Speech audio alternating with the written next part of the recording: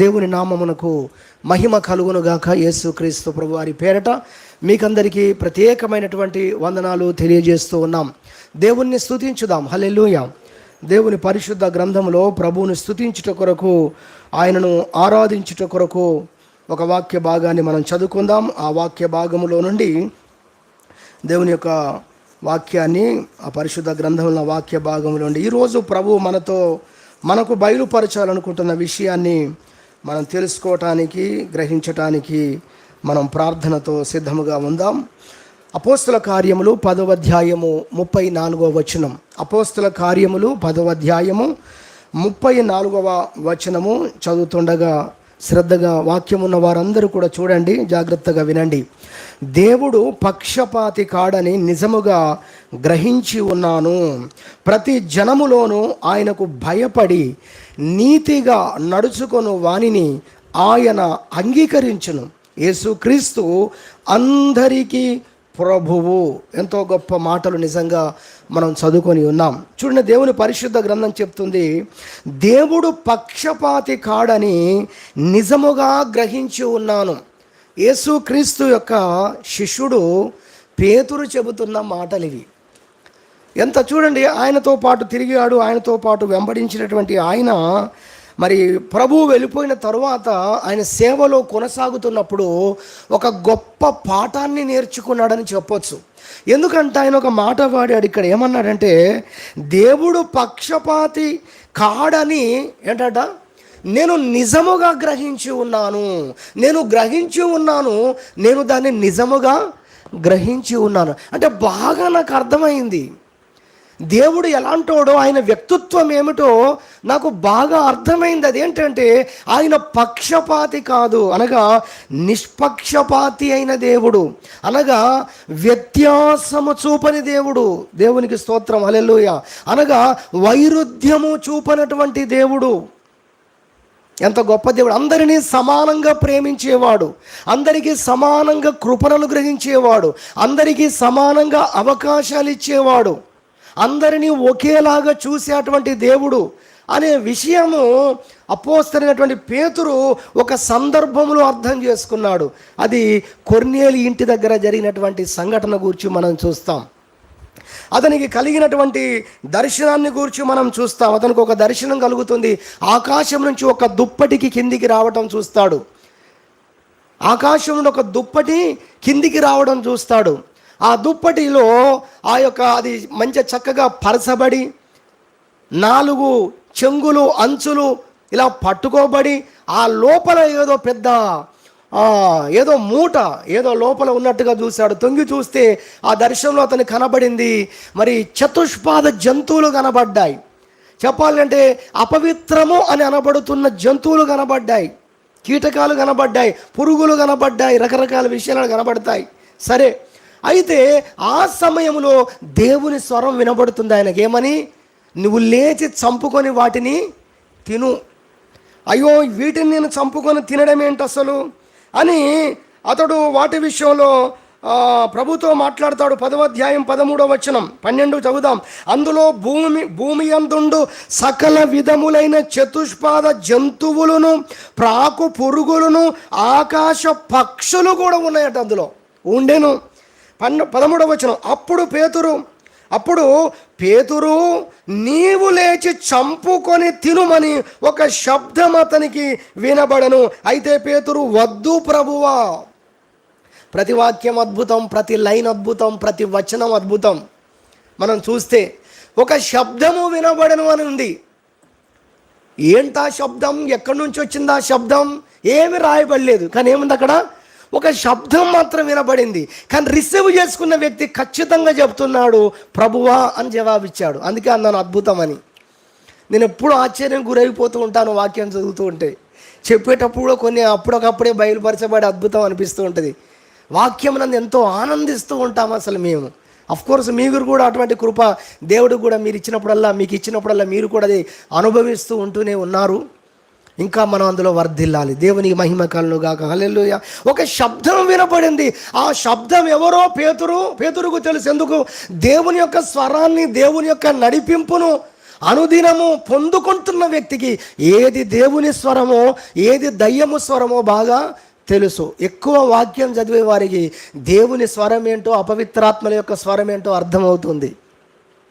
మనసు ఏం చెప్తుందో, దురాత్మ ఏం చెప్తుందో, దేవుడేం చెప్తుందో మనకు తెలియాలంటే దేవుని వాక్యాన్ని బాగా మనం చదవాలి. అప్పుడు దేవుని స్వరాన్ని మనం గుర్తుపెట్టేటువంటి జ్ఞానము మనకు వస్తుంది. ప్రభు అన్నాడు, నా ప్రజలు, నా బిడ్డలు, నా గొర్రెలు నా స్వరాన్ని వింటాయి, తెలుసుకుంటారు, గుర్తుపడతారు. ఇప్పుడు గొర్రెలు వాళ్ళ కాపరిని ఎలా గుర్తుపడతాయి? పశువులు వారి యజమానిని కామందుని ఎలా ఎద్దులు గుర్తుపడతాయి? రోజు వాటితో సహవాసం కదా, అవి వీడితో ఈయనతో సహవాసం చేస్తున్నాయి, ఆయన వాడితో సహవాసం చేస్తున్నాడు. చిన్న బిడ్డలు, చంటి బిడ్డలు తల్లి స్వరాన్ని ఎలా గుర్తుపడతారు? ఎప్పుడు ఉండేది వాళ్ళ ఒళ్ళోనే కదా. ఎక్కువగా దేవునితో మనం సహవాసం చేస్తే దేవుని స్వరాన్ని మనం గుర్తుపట్టగలుగుతాం. దేవునికి మహిమ కలుగును గాక. హల్లెలూయా.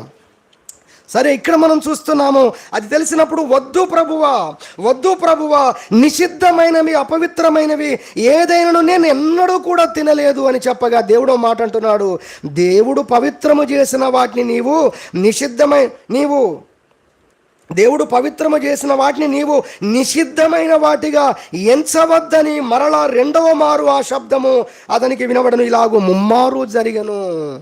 తర్వాత మనం చూసినట్టయితే ఇలాగ ముమ్మారు జరిగిన వెంటనే పేతురు తనకు కలిగిన దర్శనం ఏమై ఉండును అని తనలో తాను ఎటు తోచక ఉండగా, అన్నిసార్లు దర్శనాలు అర్థమవుతాయని రూల్ ఏమి లేదు. ఇంత గొప్ప పేతురుకు ఈ దర్శనం అర్థం కాలేదు.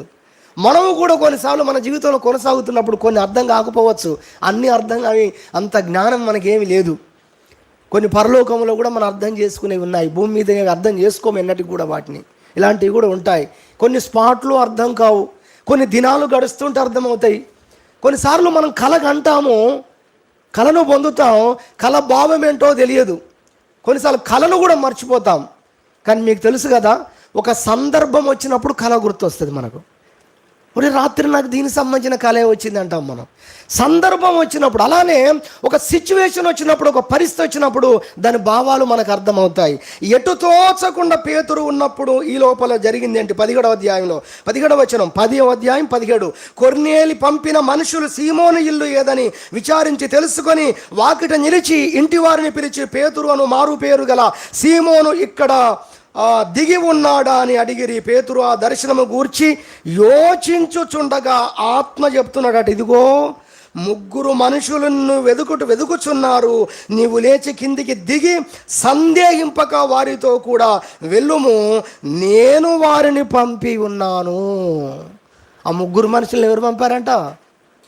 దేవుడే చెప్తున్నాడు, నేను పంపాను అని. కాబట్టి అలా దేవుని చేత 3 మనుషుల ద్వారా పిలువబడ్డ పేతురు ఆ ఇంటికి వెళ్ళినప్పుడు, ఆయన ప్రార్థన చేస్తున్నప్పుడు, వాక్యం బోధించుతున్నప్పుడు ఏం జరిగిందో పేతురు చూసి ఆశ్చర్యపోయి చెప్పిన మాటే, దేవుడు నిజముగా పక్షపాతి కాడని నేను ఇదిగో గ్రహిస్తున్నాను, నిజముగా గ్రహించాను ఈరోజు అన్నాడు.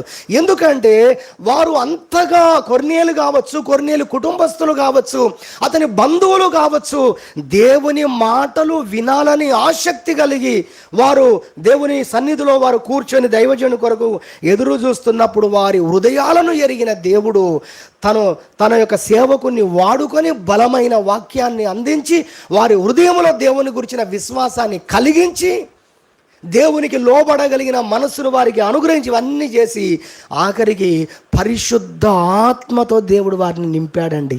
దేవునికి స్తోత్రం చెప్పుదాం. ఎవరండి? అన్యులు. వాక్యము వినుచుండగా వారందరి మీదకి దేవుని యొక్క పరిశుద్ధాత్మ దిగొచ్చాడట. వాళ్ళు చర్చికి వెళ్ళలేదు, వారు ఇలా వాక్యాలు వినలేదు, వాళ్ళ దైవజనుడు వారిని చూసి నమ్మకంగా చర్చకు వస్తున్నారు, వాక్య ప్రకారంగా జీవిస్తున్నారని మంచి సాక్ష్యం వారు సంఘ కాపరి దగ్గర పొందుకొని వారు బాప్తిస్మం కొరకు సిద్ధపడి నియమించబడిన దినమున వారు బాప్తిస్మం పొందాలి. ఆ తరువాత వారు పరిశుద్ధాత్మను పొందుతారు. ఇది ప్రాసెస్. అపోస్తల కార్యంలో మనం చూస్తాం, యేసుక్రీస్తు దేవుడని నమ్మి బాప్తిస్మం పొందండి, అప్పుడు మీరు పరిశుద్ధాత్మను వరమును పొందుదురు అని 2వ అధ్యాయంలో మనం చూస్తాం. కానీ ఇవేమీ లేకుండానే వారు బాప్తిస్మము కూడా పొందకుండానే వారు పరిశుద్ధాత్మను పొందారు. బాప్తిస్మం పొందకుండా ఒక ఆయన పరలోకం కూడా పోయాడు. ఆయనే పేరు లేదు మరి. శిలువ మీద ఉన్నటువంటి రెండవ దొంగ లేదా మారు మనసు పొందినటువంటి వ్యక్తి. హల్లెలూయా, దేవునికి స్తోత్రం చెప్పుదాము. హల్లెలూయా చెప్పండి అందరు. హల్లెలూయా చెప్పాలనిపించట్లేదా? అనిపిస్తుందా? హల్లెలూయా, ఎంత గొప్ప సత్యం. పేతురు ఆశ్చర్యానికి గురైపోయాడు. పేతురు అసలు ఎంత విస్మయం చెందాడు. దేవుని కార్యాలను చూసి అందరూ ఆశ్చర్యపోతే ఒకరోజు పేతురు ఆశ్చర్యపోయే ఒక దినం వచ్చింది. అరే, దేవుని కృప ఇంత ఉంటుందా? అసలు ఇంత కనికరం చూపుతాడా? అన్యజనులు వీళ్ళు అసలు. ఆయన కళ యొక్క భావం అర్థమైందండి. అప్పుడు నేను అపవిత్రము, వీరు అన్యజనులు, వీరిని ముట్టకూడదు, వీరిని తాకకూడదు, వీరు గృహాల యొద్దకు వెళ్ళకూడదని మేము అనుకుంటున్నాం. కానీ దేవుని మనసు చూడు ఎలా ఉందంటే, వారు అంగీకరించాలే కానీ, వారు కొంచెం అవకాశం ఇవ్వాలే కానీ, వారిని తన పిల్లలుగా చేసుకొని తన ఆత్మ చేత వారిని నింపి వీరు నా ప్రజలని ముద్ర వేయగలిగినంత ప్రేమతో ఉన్నాడు పరలోక తండ్రి అని అర్థం చేసుకొని ఇప్పుడు పలుకుతున్నాడు మాట పేతురు. ఏమనంటే, ఓ దేవుడు నిజముగా పక్షపాతి కాడని, వ్యత్యాసము చూపని దేవుడని, వైరుధ్యములు లేనటువంటి దేవుడని నేను నిజముగా గ్రహించి ఉన్నానని దేవుణ్ణి స్తుతిస్తున్నాడు. ఎందుకు వింటున్నాం ఇది? మన పక్కన ఉన్న వారు దీవించబడ్డప్పుడు వారినోలా చేస్తున్నాడు దేవుడు, దీవిస్తున్నాడు. నన్ను మాత్రం ఇలానే ఉంచాడు. అర్థమైందా?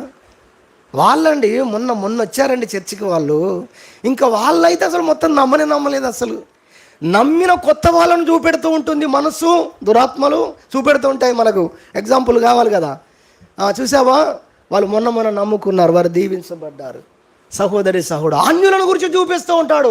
ఇంత భక్తి చేస్తున్నావు, ఇంత ప్రార్థన చేస్తున్నావు, ఇంత విశ్వాసం ఉంచుతూ ఉన్నావు, ఇంతగా దేవుని వెంబడిస్తున్నావు, కానీ ఏమి చేయనటువంటి వ్యక్తులు కూడా ఎలా దీవించబడుతున్నారు, ఎలా ఆశ్రయించబడుతున్నారు.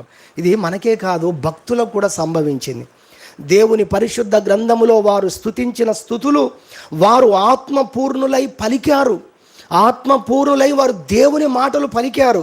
ఆ మాటలు, ఆ విషయాలు అవన్నీ కూడా దేవుడు, వాళ్ళకు జరిగినటువంటి కార్యాలు కూడా అవన్నీ కూడా మరి ఈరోజు ఆ తర్వాత వస్తున్న నెక్స్ట్ జనరేషన్కు, భక్త కోటికి అవి ఆశీర్వాదకరంగా ఉంటాయని వారి ద్వారా పలకబడిన మాటలు, వారి జీవితాలు దేవుడు గ్రంథస్థము చేయించాడు. 73వ కీర్తన చూస్తే మనకి ఇక్కడ ఒక భక్తుడు కనబడతాడు. చూడండి ఒకసారి. 73వ కీర్తనలో ఆసాపు, ఈయన గొప్ప కీర్తనలు రాసేవాడు, పాడేవాడు, పాటలు పాడతాడు, పాటలు రాస్తాడు, మంచి విద్వాంసుడు. ఇలాంటి వ్యక్తి మంచి భక్తిపరుడు. ఇతడు ఎంతో పరిశుద్ధంగా, ఎంతో నీతిగా, ఎంతో భయభక్తులు కలిగి దేవుణ్ణి వెంబడించేటువంటి ఒక భక్తిపరుడు. అతనికి వచ్చిన ఆలోచన చూడండి. ఒకరోజు ఎలాంటి ఆలోచనలు అతని జీవితంలో వచ్చాయో మనం చూద్దాం. ఎలాంటి ఆలోచనలు వచ్చాయి, ఏం మాట్లాడుతున్నాడో చూద్దాం. దేవుని పరిశుద్ధ గ్రంథంలో చూస్తే 2వ వచనం, 73వ కీర్తన 2వ చరణం. నా పాదములు జారుటకు కొంచెమే తప్పెను, నా అడుగులు జారసిద్ధమాయెను. నేను మార్గం తప్పిపోయే పరిస్థితుల్లో, జారి పడిపోయే పరిస్థితుల్లో, భక్తి జీవితంలో ఒకరోజు ఒక సందర్భంలో నా జీవితంలో కూడా వచ్చింది. ఎందుకు ఆ పరిస్థితి వచ్చింది, ఎప్పుడు ఆ పరిస్థితి వచ్చిందంటే ఆయన అంటున్నాడు, భక్తిహీనుల క్షేమము కంటబడినప్పుడు గర్వించు వారిని బట్టి నేను మత్సరపడి తిని. మత్సరం అనగా ఓర్వలేకపోవటం. అసలు ఏంటిది, ఇలా ఎందుకు జరుగుతుంది అసలు దేవా? వారు భక్తిహీనులే, వారు నీ మార్గములు అనుసరింపని వారే, వారు నీకు ప్రథమ స్థానం ఇవ్వని వారే, నాలా ప్రార్థన చేయరు, నాలా నోటిని కడుపును కట్టుకొని జీవితాన్ని, దేహాన్ని పరిశుద్ధంగా ఉంచుకొని నీ మార్గములో నడిచేవారు కారే. మరి అలాంటి వారందరూ కూడా దీవించబడుతున్నారు, ఆశీర్వాదాలు పొందుతున్నారు, క్షేమంగా ఉన్నారు, మేలుకరంగా ఉన్నారు. నా పరిస్థితి ఏమో మరి ఇలా ఉంది. ఇంకా అంటాడు చూడండి, మరణమందు వారికి యాతనలు లేవు. అంటే చనిపోయేటప్పుడు కూడా వాళ్ళు చాలా శుభ్రంగా చనిపోతున్నారు. ఘోరమైన చావు ఏంటంటే అనారోగ్యంతో చావులు కానీ రకరకాల పరిస్థితులు లేవు. ఇలా మనం చూస్తే ఇంకా ఇతరులకు కలుగు ఇబ్బందులు వారికి కలగవు, ఇతరులకు పుట్టినట్లు వారికి తెగులు పుట్టదు. కాబట్టే వారు గర్వము కంఠహారము వలె వారిని చుట్టుకొనుచున్నది. ఇలా మనం కిందికి చదువుకుంటూ వస్తే చాలా విషయాలు ఉన్నాయి.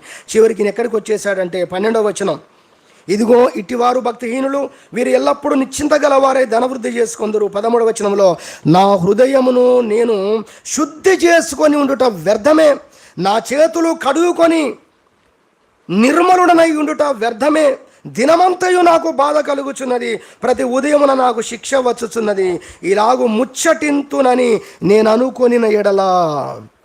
ఇలా అతనికి ఆలోచనలు వస్తున్నాయి, కానీ ఆలోచనలు స్థిరపరచుకోలేదండి. సరే, రావచ్చు, మనకు కూడా ఆలోచనలు వస్తాయి. మనసు ఉంది, మెదడు ఉంది, హృదయం ఉంది, తలంపులు ఖాళీగా ఉండే ఏవోటి వస్తూనే ఉంటాయి. కానీ వస్తున్న తలంపులకు మనము దుష్టుడిచ్చే తలంపులకు మనం ఎప్పుడు ఆమోద ముద్ర వేయకూడదు. తలంపులు రావడం పాపము కాదు. వాక్యానికి విరుద్ధంగా, దేవునికి విరుద్ధంగా తలంపులు రావచ్చు. రప్పించేవాడు, తీసుకొని వచ్చేవాడు, మన చెవులో వేసేటువంటి వాడు అపవాది ఉన్నాడు. అయితే వాటికి మనము ఆమోద ముద్ర వేయొద్దు. ఆ భక్తుడు అన్నాడు, మీకు తెలుసు, ఎక్కువసార్లు చెబుతూ ఉంటాం. ఏమన్నాడు? ఆకాశములో పక్షులు ఎగరకుండా నేను చేయలేను, కానీ నా తల మీద గూడు పెట్టుకోకుండా నేను చేయగలను. అది మాత్రం నా స్వాధీనంలో ఉంది. కాబట్టి మనం తెలుసుకోవాలి, దానికి మనం ఎట్టి పరిస్థితుల్లో కూడా మనం ఆమోద ముద్ర వేయాలి. దీనికి సంబంధించిన వాక్యం బైబిల్లో 64వ కీర్తన 5వ వచనంలో ఉంటుందండి. 64వ కీర్తన 5వ చరణం, వారు దురాలోచనను దృఢపరుచుకొందురు. ఈ వాక్యము మనకెంతో ఇప్పుడు మనం నేర్చుకుంటున్న దానికి అవసరం. మనం దానికి ఆమోద ముద్ర వేయొద్దు అనే దానికి ఈ వాక్యం సరిపోతుంది. దురాలోచనలు వస్తాయి, కానీ వాళ్ళు ఏం చేస్తున్నారట? వచ్చిన దురాలోచనను వారు దృఢపరుస్తూ ఉన్నారు. దానికి ఆమెన్ అంటున్నారు, లేకపోతే దానికి వారు ఓకే చెప్తున్నారు, దాన్ని ఫాలో అవుతున్నారు, అవును అంటున్నారు అని వాక్యం చెప్తుంది. అయితే మనం అలాంటి వారంగా ఉండకూడదు. ఆసాపు కూడా దేవుని కృప వలన అలాంటి వ్యక్తిగా లేడు. దీని సంగతి ఏంటో నేను తెలుసుకుంటానని దేవుని సన్నిధికి వెళ్ళి ఆయన ప్రార్థనలో ఉన్నాడు. చూడండి, ఆ వాక్యం కూడా మనకు కనబడుతుంది దేవుని పరిశుద్ధ గ్రంథంలో చూస్తే 73వ కీర్తన 16వ వచనం, అయినను దీనిని 16వ చరణం చదువుతున్నాను. 73వ కీర్తన 16వ చరణం, అయినను దీనిని తెలుసుకోవాలని ఆలోచించినప్పుడు నేను దేవుని పరిశుద్ధ స్థలములోకి పోయి వారి అంతమును గూర్చి ధ్యానించే వరకు ఆ సంగతి నాకు ఆయాసకరముగా ఉండెను. దేవుని సన్నిధిలోకి వెళ్ళి దీని సంగతి ఏంటి, అసలు ఇలా ఎందుకు జరుగుతుంది, దేవుడు నన్నెందుకు ఈ విధంగా నడిపిస్తున్నాడు, వారి జీవితంలో అలా అవన్నీ ఎందుకు జరుగుతున్నాయి, నా జీవితంలో ఎందుకు దేవుడు నన్ను ఇంకా వెయిటింగ్ లిస్టులోనే పెట్టాడు, ఇలాంటి పరిస్థితుల గుండా నన్ను ఎందుకు నడిపిస్తున్నాడని దేవుని సన్నిధికి వెళ్ళి ఆలోచించే వరకు ఆ సంగతి ఆయాసకరంగా ఉందట. ఆలోచించిన తర్వాత ఇప్పుడు ఆయాసంగా లేదు. దేవునికి మహిమ కలుగుగాక. మరి ఏం చేశాడు? అవన్నీ అర్థమైన తర్వాత, దేవుడు అర్థం చేయించిన తర్వాత దేవుణ్ణి స్తుతించడం మొదలుపెట్టాడు. మీరు చూడండి దేవుని పరిశుద్ధ గ్రంథంలో పశ్చాత్తాపడం కూడా మొదలుపెట్టాడు. చూడండి 21వ చరణం లేదా 22వ చరణం చూద్దాం. 73వ కీర్తన 22వ చరణం, నేను తెలివి లేని పశుప్రాయుడనైతిని. చూసారా, ఇంతకుముందు అట్లెందుకు చేస్తున్నావు దేవా, ఇలా ఎందుకు చేస్తున్నావు దేవా అనే ప్రశ్నలతో ఉన్నాడు. నా కాలు జారడానికి కొంచెమే తప్పేను అని అన్నాడు. అలాంటి తలంపులతో ఉన్నాడు, ఆలోచనలతో ఉన్నాడు, భయములో ఉన్నాడు, నిరాశలోకి వెళ్ళిపోతున్న పరిస్థితి కనబడింది. ఇప్పుడు దేవునితో అంటున్నాడు, దేవా నేను పశువు ప్రాయుడనిగా ఆలోచించాను నాయన, తెలివి లేని పశువు ప్రాయుడనైతే నాయన, నీ సన్నిధిలో నేను మృగము వంటి వాడనైతిని. ఎంతగా పశ్చాత్తాపడుతున్నాడో ఈ మాటలే దానికి సాక్ష్యం. ఆ తర్వాత అంటున్నాడు, అయినను నేను ఎల్లప్పుడూ నీ వద్ద ఉన్నాను, నా కుడి చేయి నువ్వు పట్టుకొని ఉన్నావు, నీ ఆలోచన చేత నన్ను నడిపిస్తున్నావు. ఇదిగో తెలుసుకొని చెప్తున్న మాట ఇది. నేను ఏమో అనుకున్నాను కానీ ప్రభువా, నీకొక ఉద్దేశం ఉంది, నీకొక సంకల్పం ఉంది, నీకొక ఆలోచన ఉంది. నీ సంకల్ప ప్రకారము, నీ ఆలోచన ప్రకారము నీవు నన్ను నడిపించే దేవుడవయ్యా అని ఇప్పుడు స్తుతిస్తున్నాడు. మొదటిగా పశ్చాత్తాపడ్డాడు. చూడండి ప్రాసెస్ ఎలా ఉందో. అయ్యో, నేను ఆలోచించిన ఆలోచనలకు కొంచెం అటువైపుగా నా ఆలోచనలు వెళ్ళాయి అని బాధపడుతూ పశ్చాత్తాపడ్డాడు. తర్వాత దేవుణ్ణి స్తుతించుచు దేవుణ్ణి ఆరాధిస్తున్నాడు. 24లో అంటున్నాడు, 25లో 24 చూద్దాం, నీ ఆలోచన చేత నన్ను నడిపించేదవు, తర్వాత మహిమలో నీవు నన్ను చేర్చుకుందువు, ఆకాశమందు నీవు తప్ప నాకెవరున్నారు, నీవు నాకుండగా లోకములో నేను అనుకుంటున్నావు అసలు ఏవి నాకు అక్కర్లేదు, ఇంతకుముందు నాకు ఎందుకు జరగటం లేదనే స్థితిలో ఉన్నాడు. అర్థమైన తర్వాత అంటున్నాడు, ప్రభువా నీవుంటే చాలు. హల్లెలూయా. కాబట్టి ఇప్పుడు అంటున్నాడు, ప్రభువా నీవు నాకుండగా అసలు ఏది నాకు అక్కర్లేదు, నీవుంటే నాకు చాలు. చూసారా ఎంత స్థితిలో నుండి ఎంత ఉన్నతమైన స్థాయిలోకి వెళ్ళగలిగాడు. ఎలా వెళ్ళగలిగాడు? దేవుని సన్నిధిలోకి వెళ్ళి తెలుసుకోవడం ద్వారా. దేవుడు మన జీవితంలో మనకు వస్తున్నటువంటి ప్రశ్నల విషయంలో కూడా కొన్ని విషయాలు మనకు ప్రభు నేర్పించాలని ఆశపడుతూ ఉన్నాడు. కొన్ని విషయాలు, ఏ విషయాలు వారికి అర్థమైతే వారు అంత గొప్ప విశ్వాసాన్ని కనపరిచారు. త్వరగా కొన్ని చెప్పి నేను ముగిచేస్తాను. కాబట్టి వారు తెలుసుకున్న సత్యములు ఏంటి అని మనం చూసినట్లయితే కొన్ని విషయాలు నేను జ్ఞాపకం చేస్తాను. మొట్టమొదటిగా మనం చూసినట్లయితే మొట్టమొదటిగా మనం తెలుసుకోవాల్సింది, దేవుడు పక్షపాతి కాదు. ఆయన అవకాశాలు అందరికీ సమానంగా ఇస్తాడు. వారి వారి పనిని బట్టి వారు జీతం పొందుతారండి. హల్లెలూయా. ఇది తెలుసుకొని మనము మౌనంగా ఉండి, అవును ప్రభువా, నేను చేసిందంతా నా భక్తేపాటి చేశాను, నేను ఎంత సమర్పణ జీవితం కలిగి ఉన్నాను, ఎంత నా జీవితాన్ని త్యాగం చేశాను, ఎన్ని విషయాల్లో నీ కొరకు నిలబడ్డాను ఏంటండి, అప్పుడు తెలుస్తుంది మనకు. ఇవేం మనం ఆలోచించాం. నువ్వు డ్యూటీలో జాయిన్ అయిపోయినావు, నేను ఎప్పుడు జాయిన్ అయ్యాను, నీ మాస్టర్ లేని నా మాస్టర్ లేని చూడరు, అపాయింట్మెంట్ డేట్ చూస్తే సరిపోతుందా? మొన్న ఒక కుటుంబం చెప్తుంది నాకు, ఈ నెలలో 3 చేశాడు అండి. డ్యూటీలు ఎన్ని చేశాడట ఈ నెలలో? ఇవాళ 30 తారీఖు కావచ్చు. ఈ నెలలో 3 చేశాడు. సింగరేణి కార్మికుడు, ఓ సోదరుడు బాధపడుతున్నారు తల్లిదండ్రులు. ఎన్ని చేశాడట? 3 చేశాడట. అంటే అపాయింట్మెంట్ సేమ్ డేట్ ఉంటే సరిపోతుందా? నేను ఆయన నమ్ముకున్నప్పుడే నేను నమ్ముకున్నాను, ఆయన అంత ముందుకు వెళ్ళాడు, నేను ఇంతెందుకు? పనిని బట్టి జీతం అండి. వారు చేసిన కష్టమును బట్టి వారు జీతం పొందుకుంటారు. కాబట్టి మనం తెలుసుకోవాలి, అవకాశాలు దేవుడు అందరికీ ఇస్తాడు. కానీ ఆ అవకాశాలను ఉపయోగించుకునే విషయంలో మనం ఎక్కడున్నాం, దాన్ని బట్టి జీతం ఉంటుంది. అందుకే ఆయన న్యాయవంతుడు, ఆయన నీతిమంతుడు, ఆయన వ్యత్యాసములు చూపడు. నీవు చేసిన పనిని బట్టి, నీ కష్టమును బట్టి ఆయన నీకు జీతాన్ని ఇచ్చేవాడు అన్న విషయము దేవుని యొక్క పరిశుద్ధ గ్రంథంలో చూస్తే ఆ విషయాలు మనకు కనబడతాయి. మత్తయి సువార్త 25వ అధ్యాయంలో మనం చూసినట్లయితే ఒక సందర్భం మనకు కనబడుతుంది. మత్తయి సువార్తలో మనం చూసినట్లయితే 25వ అధ్యాయంలో ఇక్కడ మనకు ఒక సందర్భం కనబడుతుంది. పరలోక రాజ్యం యొక్క విషయాన్ని చెబుతూ ప్రభువు చెప్తాడు. ఇక్కడ 14వ వచనం, పరలోక రాజ్యం ఒక మనుషుడు దేశాంతరమునకు ప్రయాణమై తన దాసుని పిలిచి తన ఆస్తిని వారికి అప్పగించినట్లుండును. అతడు ఒకనికి 5 తలాంతులను, ఒకనికి 2 తలాంతులు, ఒకనికి 1 అని చెప్పి ఒక గొప్ప మాట చెప్పారండి. ఇది తెలుసు మనకు. ఒకనికి 5 ఇచ్చాడు, ఒకనికి 2 ఇచ్చాడు, తర్వాత ఒకనికి 1 ఇచ్చాడు. ఈ 3 నెంబర్లు గుర్తుపెట్టుకోవాలి. సరే, చాలా వరకు మనకు తెలుసు అనుకోండి. ఇది 5, 2, 1, రైట్. ఇది మనకు తెలుసు. కానీ తర్వాత వాక్యం మనం చూడం. అదేంటో తెలుసా? ఒకనికి 1 అని తర్వాత చూడండి, ఎవరిని సామర్థ్యము చొప్పున వానికి ఇచ్చాను. ఇది చాలా గొప్ప మాట. 5 ఇచ్చాడండి, అందుకే 5 సంపాదించుకున్నాడు ఆయన. నాకు కూడా 5 ఇచ్చుంటే ఇచ్చిన 1 విషయంలో చూపించ, అర్థమవుతుందా? హల్లెలూయా. ఏ విషయంలో చూపెట్టాలి? కొంచెంలో నమ్మకంగా ఉండేవాడు. తెలుసు కదా వాక్యం, చెప్పండి మరి. మిక్కిలి ఎక్కువలో కూడా ఇది అంతా ఒట్టిదే. ఇదేదో మనం ఊరికి మాట వరుసకు మాట్లాడుతూ ఉంటాం మనం. ఒకనికి 5 ఇచ్చాడు, ఒకనికి 2 ఇచ్చాడు, ఒకనికి 1 ఇచ్చాడు. దేశాంతరం వెళ్ళిపోయాడు, తర్వాత వచ్చాడు. వస్తే 5 ఇచ్చిన వాడు మరి 5 సంపాదించారన్నాడు, 2 ఇచ్చిన వాడు మరి 2 సంపాదించారన్నాడు. చెప్పుకున్నారు వాళ్ళు. 1 ఇచ్చిన వాడు ఏమన్నాడు? దాన్ని నేను పాతి పెట్టేశానన్నాడు. ఇప్పుడు గమనించండి, అతనికి ఏది ఇవ్వబడలేదు, ఉన్నది కూడా అతని యొద్ద నుండి తీసివేయబడింది. అంతేకాదు, అతడు శిక్షింపబడినట్లుగా మనం దేవుని వాక్యంలో చూస్తాం. అవకాశాలు ఇచ్చాడా లేదా దేవుడు? అందరికీ ఇచ్చాడా లేదా? యజమాని వారు అభివృద్ధి పరచబడడానికి, వారు డెవలప్ కావడానికి, వారికి తగిన జీతము రేపు ఇవ్వడానికి పని వారికి ఇవ్వబడింది. కానీ ఇవ్వబడ్డ పని విషయంలో పని చేశారా అనేది మనం చూస్తే, పని చేసిన వారు 2 మాత్రమే పని చేశారు, ఒకడు పని చేయలేదు. దాన్ని ఏం చేశాడు? పాతి పెట్టాడు. కాబట్టి దేవుడు ఎప్పుడు పక్షపాతి కాడు. ఈ పదం అనేది నిజానికి బైబిల్లో అలా వ్రాయబడింది కాబట్టి వాడుతున్నాం మనం, కానీ దాని అర్థం చాలా లోతైంది. ఆయన వ్యత్యాసము చూపని దేవుడు. హల్లెలూయా. ఆయనకి 5 ఇచ్చావు కదా, ఆయన 4 ఇచ్చావు కదా, నాకు 5 ఇచ్చుంటే నేను కూడా 5 చేసేవాడిని కదా, నాకు 2 ఇచ్చాడు కదా, ఆ 2 నాకు ఉన్నాయి, ఇంకో 3 పడిస్తే నేను కూడా 5 అవ్వదు కదా. అప్పుడు దేవుడు ఈ మాట చూపించాడు. సమయం అయిపోయింది కాబట్టి 1 పాయింట్తో ముగిస్తా. 5 చెప్పాలనుకున్నా నేను, 1కే అయిపోయింది ఆ టైం. 1తో ముగిస్తున్నా. హల్లెలూయా. ఏంటో తెలుసా? ఎవని సామర్థ్యము చొప్పున వానికి ఇచ్చాను. చూసారా? నీ సామర్థ్యము చొప్పున దేవుడు నీకు ఇచ్చాడు. గిసెలా యోహాన్ గారు అని చెప్పేసి కేరళ రాష్ట్రంలో మరి బిలీవర్ చర్చ్ ప్రపంచవ్యాప్తంగా వందలాది వేలాది సంఘాలు ఉన్నాయి.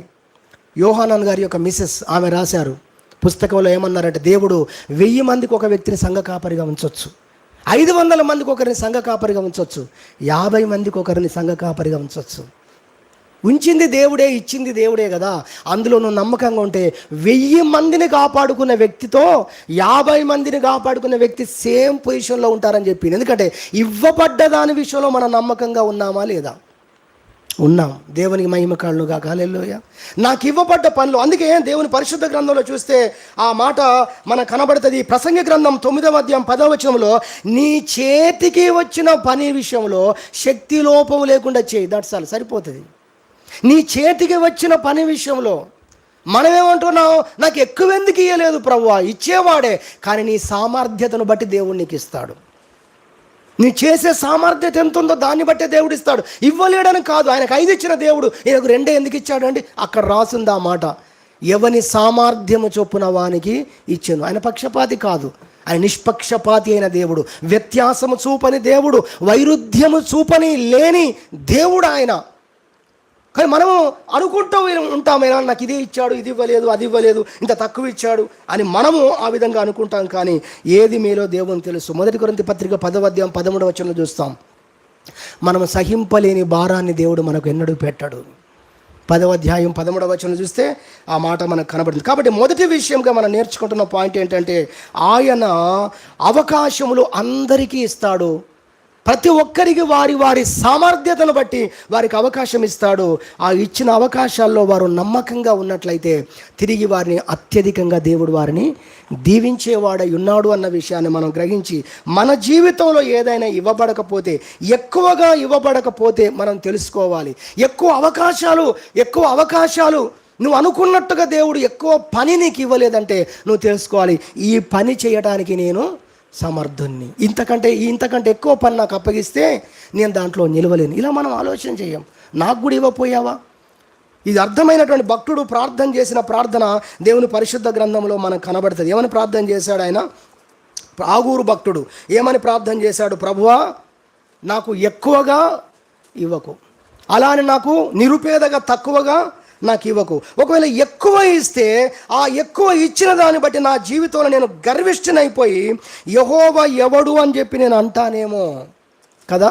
నువ్వు తక్కువ ఒకవేళ ఇస్తే నేను పేదనై దొంగతనాలకు ఎగబడి నీ కుమారుణ్ణి నేను దొంగతనాలు చేసి నీ నామానికి అపకీర్తి తీసుకొస్తానేమో. మరి ఏం చేయాలట? ఆయనే చెప్పాడు. ఎంత గొప్ప భక్తిపడు కనిపెట్టాడంటే దాన్ని ఆయన. నా జీవితానికి ఏం చెయ్యాలి దేవా నువ్వంటే ఇది చెయ్యాలని దేవుడు చేస్తున్నాడు. ఆల్రెడీ ఆయన మనసుకు బోధించుకున్నాడు, ప్రపంచానికి చెబుతున్నాడు. ఏమన్నాడు తెలుసా? తగినంత ఆహారము నాకు దయచేయము, తగినంత జీవితాన్ని నాకు ఇవ్వు. దట్స్ ఆల్, చాలు ప్రభువా. ఏ జీవితంలో నేను ఉంటే, ఏ పరిస్థితుల్లో ఉంటే నేను బాగుంటానో అది నాకు ఇవ్వు. ఎవ్వరు చెప్పకుండానే మనం ఒకటి తిన్నామనుకోండి ఆహార పదార్థాల్లో, అది మన శరీరానికి ఎఫెక్ట్ అయినప్పుడు దానికి ఇంత బోధ ఉండదు. డాక్టర్ కూడా మనం కూర్చోబెట్టి కౌన్సిలింగ్లు ఇవ్వడు. ఇది తిన్నప్పుడల్లా నాకు ప్రాబ్లం అవుతుందని ఏం చేస్తున్నాం మనం? కొంతమందికి వంకాయ తింటే దురద అంట. ఏం చేస్తారు చెప్పండి? మర్చిపోయి తింటారేమో కానీ జీవితంలో తిన్నారు వాళ్ళు. నిజమా కాదా? ఆలోచించాలి. ఈ లోక సంబంధమైన జీవిత విషయంలో, ఆరోగ్య విషయంలో ఇంత జాగ్రత్తలు మనం తీసుకుంటున్నాం. నీ పరలోకపు తండ్రి కూడా ఏ జీవితంలో నిన్ను నడిపిస్తే నువ్వు సురక్షితంగా నీ ఆత్మీయ జీవితం కాపాడబడుతుంది, నువ్వు ఆఖరి వరకు నిలబడతావు, నిత్య జీవులకు చేరుకుంటావో అవన్నీ ఆలోచించే ఒక సరి అయిన జీవితాన్ని దేవుడు మనకు అనుగ్రహించాడు అన్న విషయాన్ని మనం జ్ఞాపకం చేసుకొని, ప్రభువు మనల్ని నడిపిస్తున్న మార్గాన్ని బట్టి, ఆయన అనుగ్రహించిన జీవితాన్ని బట్టి దేవుని మనం నిత్యము స్తుతించే వారంగా ఉండాలని ప్రభుపేట గుర్తు చేస్తున్నాము. నేను ముగిస్తున్నాను. దేవుడు అందరికీ అవకాశాలు అనుగ్రహిస్తాడు. వారి వారి యొక్క ఆత్మీయ సామర్థ్యమును బట్టి, వారి వారి యొక్క శక్తి సామర్థ్యాలు, స్థితిగతులను బట్టి దేవుడు వారికి సమస్తమును వారికి అనుగ్రహిస్తూ వారిని నడిపించేవారుగా ఉన్నాడే తప్ప దేవుడు వ్యత్యాసము చూపే దేవుడు కాదు అన్న విషయాన్ని జ్ఞాపకం చేసుకొని ప్రభువును స్తుతించుదాం, ప్రభువును ఆరాధించుదాం. చివరి మాట ఇందాక చెప్పాను, మళ్ళీ గుర్తు చేస్తున్నాను. నీకు ఇవ్వబడ్డ దాని విషయంలో నమ్మకంగా ఉండు, ఇచ్చిన జీవితంలో నమ్మకంగా ఉండు. అక్కడ నువ్వు నమ్మకంగా ఉంటే నువ్వు 1000 పనులు చేసి 1000 రాజ్యాలను సంపాదించిన గొప్ప వ్యక్తితో కూడా నీకు ఇవ్వబడ్డ పనిలో ఉంటే రేపు అంతే ఆశీర్వాదం, అంతే గొప్ప స్థానంలో రేపు నువ్వు ఉంటావు. ఈ కొద్ది రోజులు ఉండే అటువంటి ఈ యొక్క పరీక్షా కాలంలో రిజల్ట్స్ కొరకు తాపత్రయపడద్దు, కానీ యుగ యుగాలు ఉండే స్థానంలో నేను అలానే ఉండబోతున్నాను, అలా దేవుడు నన్ను ఉంచుతాడు గొప్ప స్థానంలో ఎరిగి ప్రభువును స్తుతించుదాం, ప్రభువును గణపరచుదాం. దేవుడి వాక్యమును దీవించునుగాక.